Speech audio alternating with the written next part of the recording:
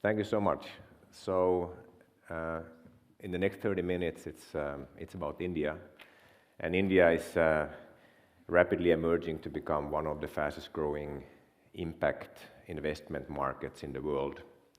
And within this market, I want to make the bold claim that agriculture and the food investments into the food sector and the food supply chain is by far the most important sector to look at. So today I would like to take you on a journey to rural India, to impact investment, and on our journey actually to demonstrate how we are truly creating impact on the ground. And we are on a mission with our team to contribute, hopefully strongly contribute to uplifting rural India. That's our purpose. And before I dive into it, let me quickly explain about our company, Pioneer Ventures, just that you can position us, so to say, in the right box. We are quite atypical.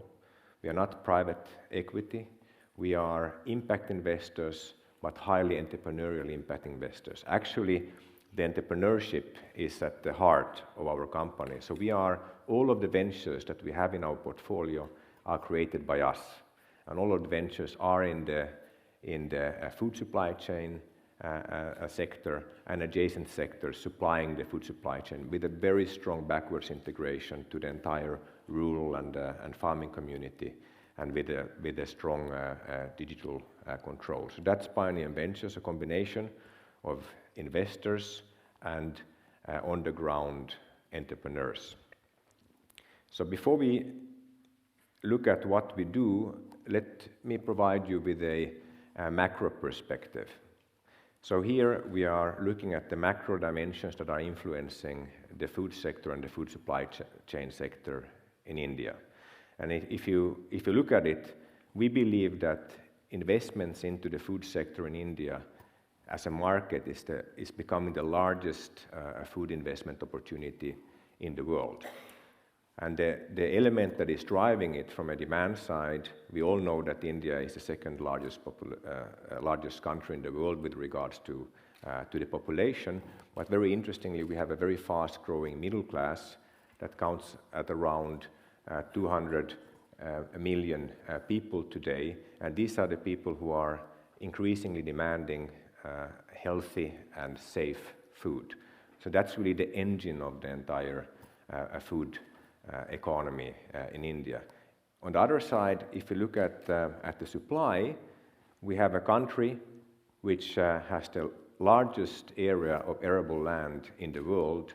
It's divided in 15 different agroclimatic zones, which means basically that we can produce almost anything in India.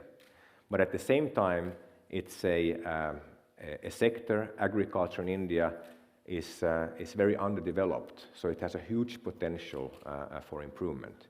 We have very low yields, often just 30% compared to more developed markets. We have a huge wastage happening in the entire food supply chain.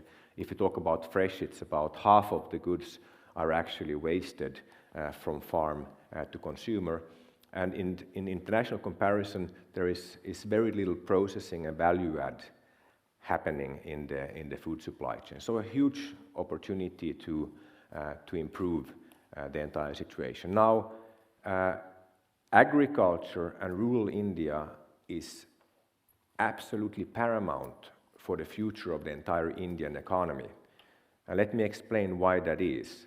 It's because 58% of the people in India are depending on agriculture for their income. But at the same time, they are only contributing with 15 to 17% of the GDP.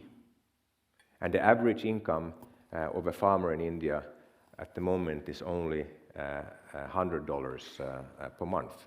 So it's clear, I think, to everybody here why Modi and his government have put rural India and the farmers on the top of their agenda with a very ambitious target to double the income by 2022.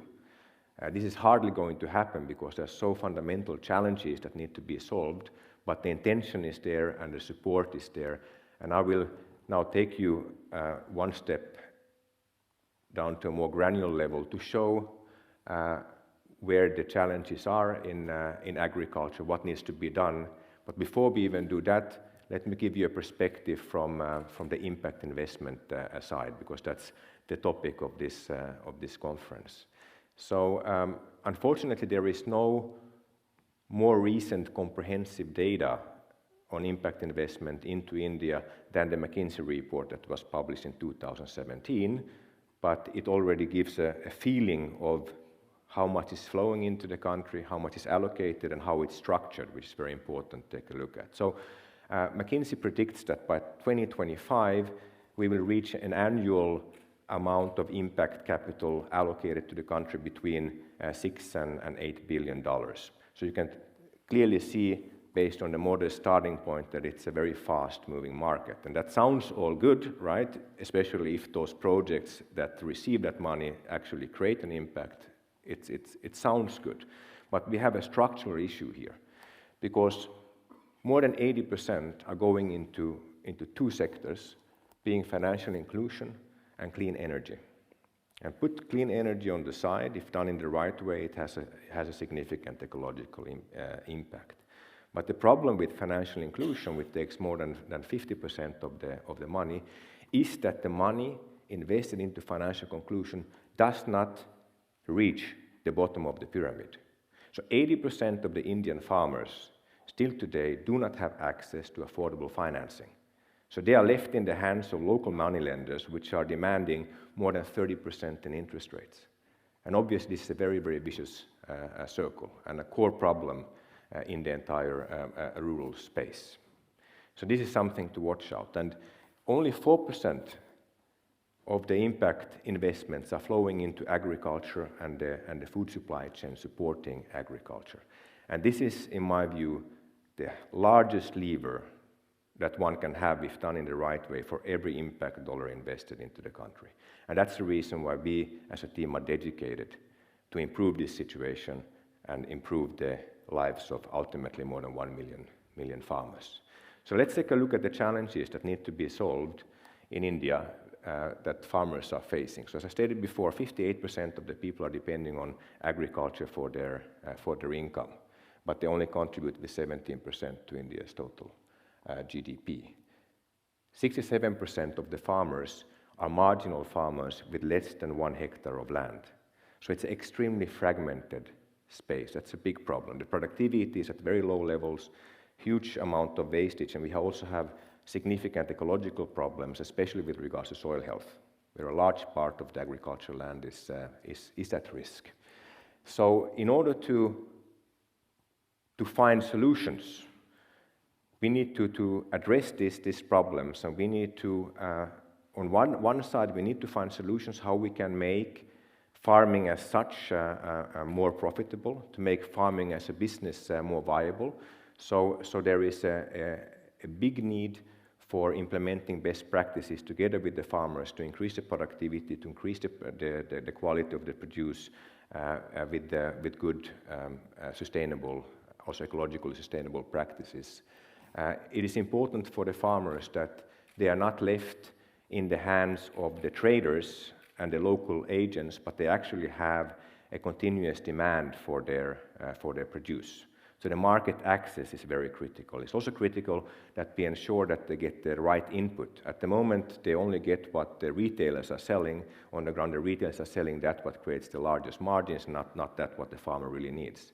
And maybe most importantly, in this picture, as I mentioned before, we have to ensure that the farmers are included in a financial sense, that we can provide loans to the farmers, microloans for the farmers at interest rates significantly below 20%, so that they can invest that money and grow their business and become successful rural entrepreneurs. So these are the main levers, and this is exactly what we as a company, Pioneer Ventures, is focusing on. So we are on a mission, as I stated before, to contribute to uplifting rural India, and what we are actually building is an agri-food platform, which consists of companies that we have internally incubated and are growing and expanding. So we are, at the moment, we have 5 operating companies and 3 companies in the pilot phase, all fully integrated and controlling the entire supply chain with strong backwards integration and collaboration with single farmers and also with cooperatives in the country, with the purpose of both creating attractive financial returns and very systematically creating an impact from a social perspective, but also from a ecological perspective. So if we go down one level deeper to explain what we are doing and also to provide a few examples of what the companies are actually doing and how they are contributing to the rural areas of the country. We have been in India for almost 15 years now, and we have built 5 companies which are operative at the moment, and 3 are now in the pilot phase. We have invested around $120 million into these ventures, which we have internally incubated, so no acquisitions. Everything has been incubated and developed within our own company. This year we are creating a revenue of around 100 million, and we are confident that within the next 5 years, looking at the stage where all of our ventures are and the plans, that we can reach $1 billion in the next 5 years with these ventures. At the moment, we collaborate and receive our raw material from around 10,000 farmers, most of which are delivering to us on a daily basis, especially in the dairy space. And with our financial inclusion company that we are launching this year, with the help of that company, we believe that we can reach more than 1 million farmer families within the next 5 years. And from a structural point of view, Pioneer Ventures is an incubator and accelerator of internally developed companies. So what we have here in Switzerland is just a corporate office with about 10 employees. And in India, where the actual magic happens, we have 30 people who are developing the pipeline, also providing services to the existing ventures to accelerate their growth. And most of our people obviously work in the existing operative ventures, so we have about 500 people at the moment who are developing the ventures on the ground, and obviously much more indirect employment opportunities that we are creating. So driving down into, just to give a few examples of what we are actually doing, and all of these companies, once again, they are fully integrated along the entire supply chain and value chain with a very strong backwards integration and collaboration with the farmer communities. So the first company that we created is called Desai. It's a fruit company. And the major product category there are bananas. We are the only ones who have a strong brand in India called the Happy Banana. We are by far the largest producers of branded bananas in the country. And we are selling about 50% of our produce in domestic market. That's very fast developing at the moment. And about 50% we are exporting mainly to Middle East. That's a fruit company. Then we have citrus, and the name already reveals it to a certain extent. It's a citrus processing and juice concentrate solution business. And it's actually, we have a monopoly situation. It's the only company in India on an industrial scale which is producing concentrates, juice concentrates for the industry. And we are the only company in the world who's supplying both to Coca-Cola and Pepsi. It doesn't happen in any other market. So this is a very exciting business because here we are actually creating a new industry in a country that is the third largest producer of oranges and mandarin in the world, and until now they were importing almost everything from Brazil. Then Milk Lane, that's our entry into the dairy space, and you probably know that India is the largest milk producing country in the world, but it's also one of the countries with the lousiest quality. So please don't drink milk in India unless it comes from Milk Lane. It's more than 50% of the milk is contaminated with antibiotics and aflatoxins. Aflatoxins come from contaminated cattle feed that is provided to the cows.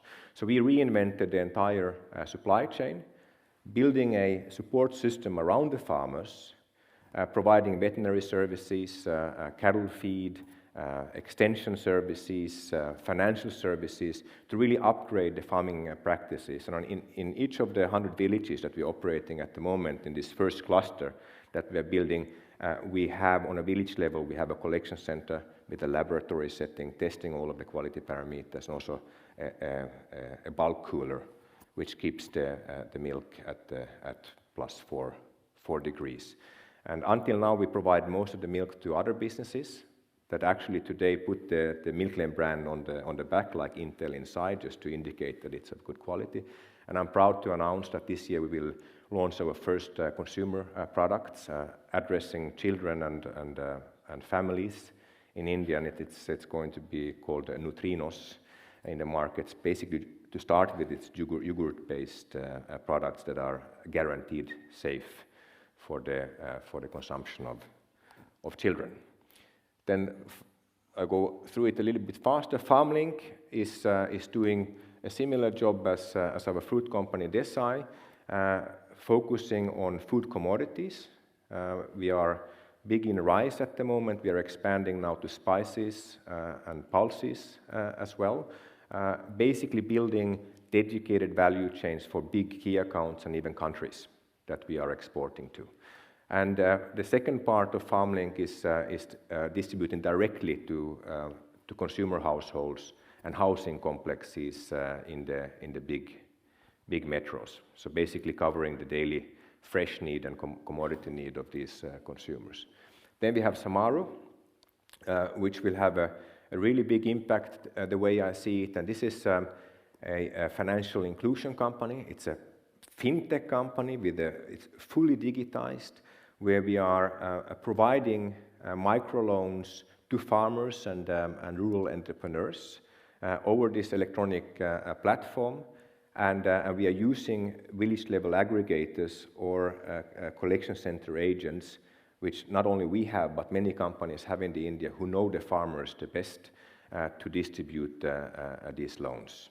So this is going to be launched this year, and as I said before, at very disruptive rates that India has not seen before. And this is very close to our heart because it's one of the core problems in India, that marginalized farmers, or 80% of the farmers, do not have access to affordable loans. Later on, we will also go into microinsurance, but we need about 3 years to build the farmer base for that to make sense. The two ones in pilot now is Districo. That's a company that is doing last mile distribution, also ripening services, cold chain services, cold chambers, and distributing in the metros directly to the mom and pop shops or the Kirana stores, and also to structured retail or modern retail. And then we have Growco, which is a company facilitating the possibility to move into corporate farming, both from a know-how perspective and also from a financing perspective, to lease land in India. That's something that becomes possible now through the reforms of Modi. And we want to build a socially responsible blueprint for doing that by putting schools on our corporate farms, by providing extension services, nursery services, and basically upgrade the entire cluster of farmers in our surrounding. And just quickly to how we are institutionalizing impact. It was always important to us that we really walk the talk, but we also want to measure and report and understand how we are progressing with regards to impact specifically. So what we have done is, without going into too much detail, about 1.5 years ago, we said, Ron Paul and myself, my business partner, we said, we want to create an integrative system where impact performance management follows exactly the same logic as financial performance management. So it becomes 2 dimensions of the same system. So what you see here is more or less the typical flow that you would have for a financial performance yearly cycle. So you start with formulating the objectives for each of the stakeholder groups that you are targeting in your impact program.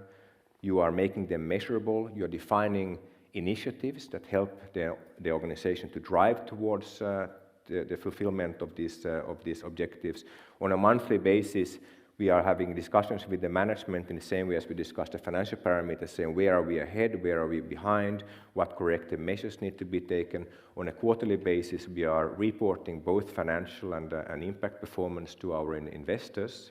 And on a yearly basis, we are conducting also an ESG assessment to look at the risk exposure that we are having together with B Corps, and we are doing an impact assessment for the entire year, which we are then publishing in the annual report in the end of the year. So by doing this, as we figured out, we have almost no additional friction with regards to the measurement itself, because it's integrated into the same system.